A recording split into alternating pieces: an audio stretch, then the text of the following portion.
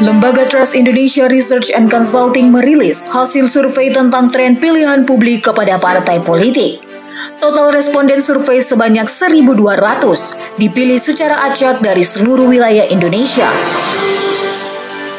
Dengan margin of error kurang lebih 2,9% pada tingkat kepercayaan 95%. Berdasarkan survei tersebut, PDIP memenangi kontestasi politik jika pemilu digelar saat ini. Survei dilakukan pada tanggal 3 sampai 12 Januari 2022 dengan metode wawancara langsung atau tatap muka. Direktur Eksekutif Trust Indonesia Research and Consulting, Azari Ardinal, menyampaikan hasil survei tersebut. Di peringkat pertama, PDIP dengan elektabilitas 21,8%. Partai Gerindra menempati posisi kedua dengan elektabilitas 17,3%. Disusul Partai Golkar di posisi ketiga dengan elektabilitas 10,6%. Kemudian PKS 9,9% dan PKB 8,1%. Disusul Partai Demokrat 7%.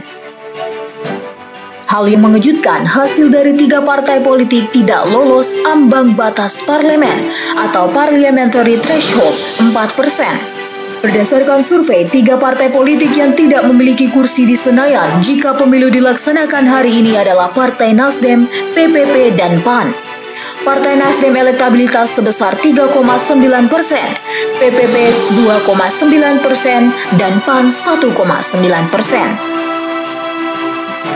Ardinal mengungkapkan, alasan utama di balik pemilihan parpol adalah sudah terbiasa dan ada sejak dulu, angkanya 23,4%.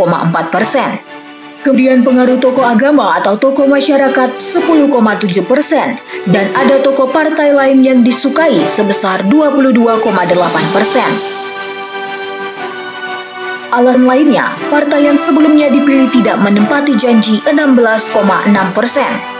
Selain elektabilitas, survei juga memotret popularitas dan tingkat kesukaan publik terhadap partai politik.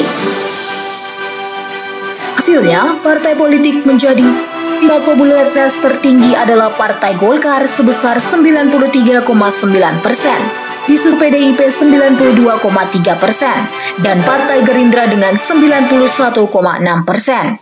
Sementara Demokrat menjadi partai paling disukai dengan 66,8%, disusul Gerindra 65,9% dan Partai Golkar 61,5%.